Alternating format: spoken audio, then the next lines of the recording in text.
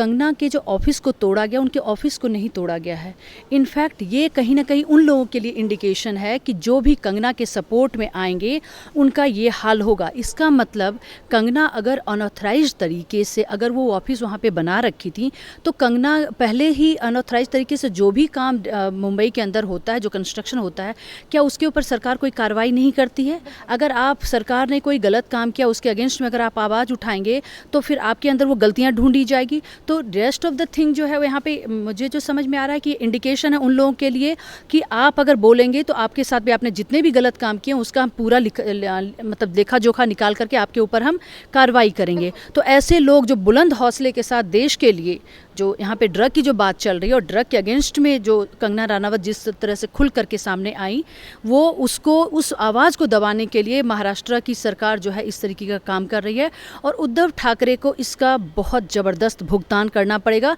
वो कंगना रनावत का जो ऑफिस तोड़ा गया है, इसका जवाब हाईकोर्ट में मैटर अभी प्रेजुडिस है, अभी वो पेंडिंग, अभी वो सुनवाई चल ही रही है और बीच में इस तरह से तोड़ देना, मुझे लगता है कि सुप्रीम हाई कोर्ट के बाद से फिर उनको आगे की तरफ मूव करना चाहिए। और जो भी अगर उसमें किसी तरीके का था, इस तरीके का एक्सटेंशन था कि उन्होंने कुछ इंक्रोचमेंट किया हुआ था, अनऑथराइज तरीके से था, तो मुंबई में जितना भी इस तरीके का अनऑथराइज कंस्ट्रक्शन है, हर चीज़ के ऊपर कार्रवाई हो, इंडिविजुअल के ऊपर नहीं चलेगा कि बाकी के हौसले को बुलंद रखा जाए। कि और जिस तरीके से तापसी पन्नू और भी सारी लोग, विद्या बालन एंड सोनम कपूर, ये लोग जो सामने आ रही हैं वो इसलिए सामने आ रही हैं कि उनकी जो गुंडागर्दी है वो चलती इसलिए रहेगी क्योंकि जो उन्होंने, अगर वो उन्होंने सरकार के फेवर में नहीं बोला, अगर वो कंगना के साथ आती हैं तो जो कंगना का हाल हुआ है वो उन लोगों का हाल है। तो ये एक इंडिकेशन है रेस्ट ऑफ द लोगों के लिए। और मुझे लग रहा है कि इस तरह की सिचुएशन में लोगों को, करनी सेना के साथ साथ पूरे देश की जनता को सामने आना चाहिए। अब ये सिर्फ लड़ाई जो है वो ट्विटर या सोशल मीडिया पे नहीं रह गया है, ये लड़ाई अब हमें रोड पे आकर के लड़नी पड़ेगी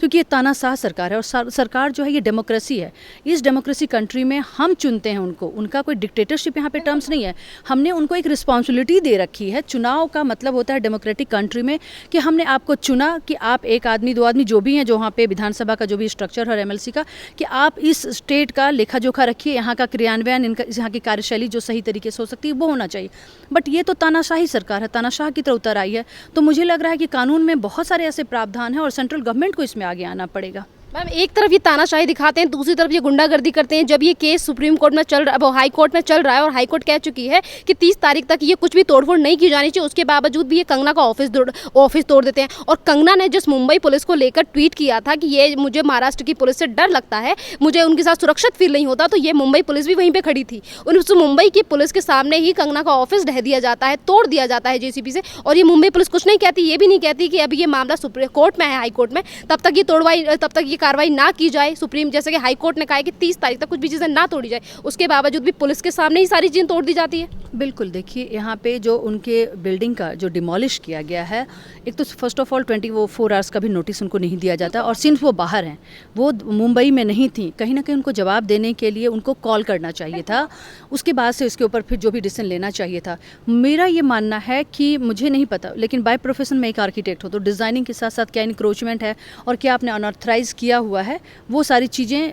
जब तक डिज़ाइन को ना देखा जाए कुछ भी नहीं बोला जा सकता। बट इतना जरूर बोला जा सकता है कि अगर वो अनऑथराइज था तो सबों के, जहाँ भी अनऑथराइज इस तरीके का कंस्ट्रक्शन या इंक्रोचमेंट है, हर चीज़ों के ऊपर महाराष्ट्र सरकार एक्शन ले। और ये मैटर सुप्रीम कोर्ट में मुझे लगता है कि एक PIL डाला जाए कि जितने भी इस तरीके के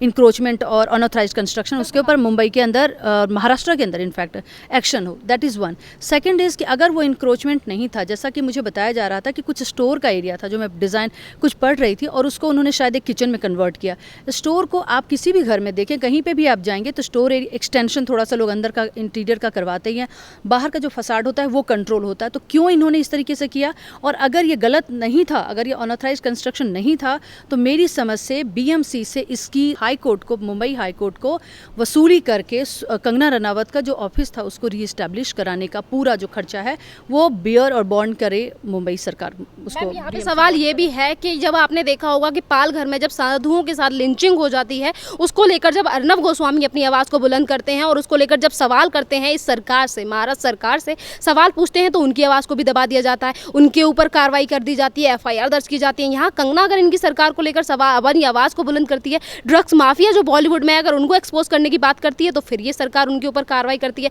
गुंडागर्दी क्यों दिखाती है उस आदमी के सामने जो हमेशा अपनी आवाज़ को बुलंद करने की कोशिश करता है, जो इस सरकार में अपनी खामियां दिखाने की कोशिश करता है? इन्हें देखिए,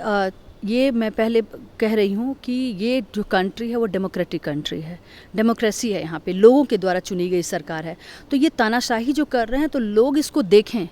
लोग इसको भली भांति देखें, प्रॉपर तरीके से एनालिसिस करें, और इसके ऊपर अगर महाराष्ट्र के जो लोग हैं, जो मराठी लोग हैं, जो वहाँ पे वोटर्स हैं, जो वहाँ के नॉट ओनली मराठी, जितने भी वोटर्स हैं महाराष्ट्र के अंदर, वो इनके कार्यशैली को देखें कि किस तरह से ये डिक्टेटरशिप पे उतारू हैं। करप्शन तो मुंबई में पीक पे है, ड्रग का मैटर खुल करके सामने निकल करके आ रहा है, और जिसकी वजह से सेंट्रल गवर्नमेंट को ये डिसीजन लेना पड़ा कि NCB के चीफ राकेश अस्थाना को, जो चीफ हैं, जो कहते हैं ना कि जो हमारा शतरंज है, शतरंज में जो सबसे टॉप, मतलब कि जो उस खिलाड़ी को पकड़ने के लिए जो हमारा राजा है उसके अंदर, उसको कहीं ना कहीं उसको साधने के लिए राकेश अस्थाना को मुंबई भेजा गया। और इस तरीके का सेंट्रल गवर्नमेंट, मुझे लग रहा है कि चीज़ों को तो समझ रही है, और कहीं ना कहीं ड्रग के एंगल में जो पूरी की पूरी महाराष्ट्र की सरकार है, जो पूरी की पूरी, जिसको शिवसेना, उनको मुझे लगता है कि नाम ये हटा लेना चाहिए, शिवसेना का जो था वो अच्छे के लिए कहीं ना कहीं वो बेहतरीन समुद्र का मंथन करके उन्होंने विष को पिया था और बाकी लोगों के लिए अमृत परोसा था। तो शिवसेना का तो नाम इनको, मुझे लगता है कि इनको हटा लेना चाहिए। और जिस लोगों को ये बचाने की कोशिश कर रहे हैं और जिस तरीके का एक्शन हो रहा है महाराष्ट्र सरकार के द्वारा, ये क्लियर कट ये बताता है, जैसे अर्नब गोस्वामी का भी आपने बोला कि पालघर की घटना हम सब ने देखा, पूरे देश ने उसको टेलीविजन पे देखा, और अर्नब गोस्वामी ने जब उसके ऊपर आवाज़ उठाई तो उनके ऊपर भी एक्शन होता है। तो ना तो ये मीडिया को छोड़ रहे हैं, ना तो ये सेलिब्रिटी को छोड़ रहे हैं, जो well known name and fame है जिनके पास, अगर वो लोग नहीं अछूते हैं, जिनका कि उनको एक्सेस भी है, उनके पास मनी भी है, कहीं ना कहीं वो जाकर के वो इस लड़ाई को लड़ाई को लड़ सकते हैं, और अपना हित में, अपने, अगर उन्होंने गलती नहीं करी तो उनके हित में फैसला और उनके हक में फैसला आ सकता है। तो फिर वहाँ पे आम आदमी की क्या विसात है? आम आदमी को तो बस ये कहाँ मौत के घाट कहाँ पे उतारते होंगे। तो ये डिक्टेटरशिप की सरकार है। देश हमारा डिक्टेटरशिप वाला देश नहीं है। महाराष्ट्र की जो सरकार है, महाराष्ट्र स्टेट में डिक्टेटरशिप रूल नहीं है, वहाँ पे डेमोक्रेटिक रूल है। तो ये डेमोक्रेसी क्या होती है, हम लोगों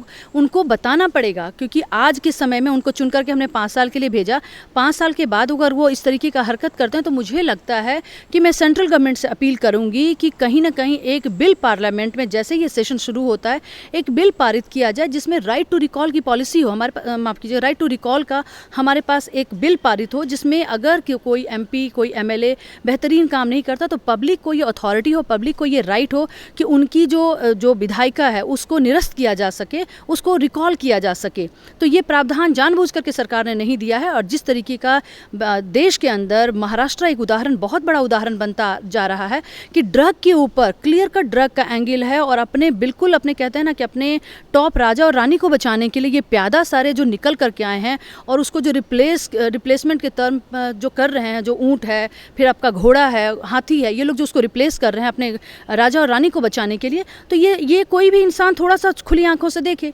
दूसरी बात मैं कहना चाहूँगी कि रिया की बात, थोड़ा सा मैं रिया का जिक्र करूंगी कि बहुत सारी महिलाएं जो हैं, स्वरा भास्कर, सोनम कपूर, ये सारी सामने आ रही हैं कि उनको, रिया को जस्टिस मिलना चाहिए, जस्टिस फॉर रिया। मैं एक बात याद दिलाना चाहती हूँ रिया के लिए, रिया जो चुनी गई हैं, रिया बहुत सातीर ब्रेन है। थोड़ा सा प्लीज़ देश की जनता उनको ना बहुत ही ब्रॉडर पर्सपेक्टिव पे, खुले तौर पे देखें। रिया जैसे एक CI का एजेंट चुना जाता है, उस तरीके से रिया को बहुत भली भांति, बहुत लेवल पे परखने के बाद रिया को चुना गया कि ड्रग के पर्सपेक्टिव को, ड्रग के एंगल को कोई ना कोई ऐसा इंसान आगे बढ़ाए जो कि बिल्कुल कॉन्फिडेंट हो। आप देखें कि वो सारे मैटर को बाकी लोग घबरा रहे हैं, लेकिन रिया, कहते हैं ना हम भारतीय नारी बहुत सौम्य और सहनशील स्वभाव की होती हैं। रिया एक मतलब एकदम स्ट्रांग बन करके निकल कर सामने आ रही है, उनके चेहरे पे थोड़ी भी सिकन नहीं है। NCB का बार बार उनके साथ इन्वेस्टिगेशन हो रहा है, गाड़ी में बैठने से पहले वो हाथ हिलाती हैं, मतलब she is so confident and she is giving so much of excuses कि मुझे तकलीफ है, सोनोग्राफी के लिए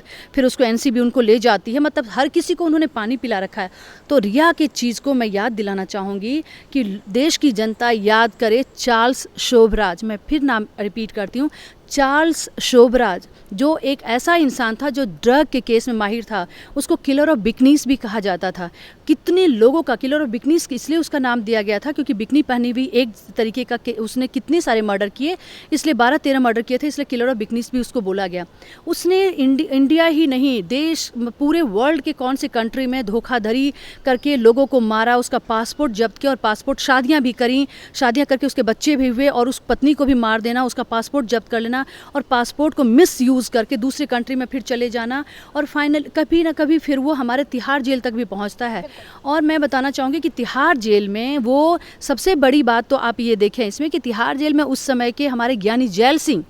उससे चार्ल्स शोभराज से मिलने के लिए जाते हैं तिहाड़ जेल में। और उसी तिहाड़ जेल में क्या गवर्नमेंट के द्वारा, वो कांग्रेस की सरकार थी उस समय पे, क्या गवर्नमेंट के द्वारा मिली भगत होती है, चार्ल्स शोभराज को क्या बताया जाता है, वो एकदम लेविश लाइफस्टाइल तिहाड़ जेल में जी रहा होता है। उसके सामने एक घर के उसके रूम में एक टेलीविज़न होता है, वो बाहर का खाना पूरा खाता, जो रेस्टोरेंट के अच्छे खाने होते हैं वो कोई तिहाड़ जेल का खाना नहीं खाता था। और किसी तिहाड़ जेल के जो सुप्रिटेंडेंट थे, जेल सुप्रिटेंडेंट थे, उनका उस पर कोई कंट्रोल नहीं था कि आपको यहाँ का खाना खाना है और आप टेलीविज़न नहीं लगा सकते। उसका टॉयलेट जो था वो भी बहुत लेविश स्टाइल का था। और उससे बड़ी बात आप देखें कि संडे के दिन, जिस दिन तिहाड़ जेल में या किसी भी जेल में स्टाफ कम होते हैं, उसमें उन्होंने क्या किया, उसने चार्ल्स शोभराज ने संडे के दिन वो चुना कि मैं इस दिन अपना बर्थडे सेलिब्रेट करूंगा। और चार्ल्स शोभराज का मैं नाम का जिक्र इस वजह से कर रही हूँ क्योंकि रिया का जो केस है ये भी बहुत बड़ा ड्रग को ही मतलब चीज़ों ड्रग के एंगल पे ही वो हर किसी को ड्रग खिला करके उनको बेहोश करके उनका मर्डर करता था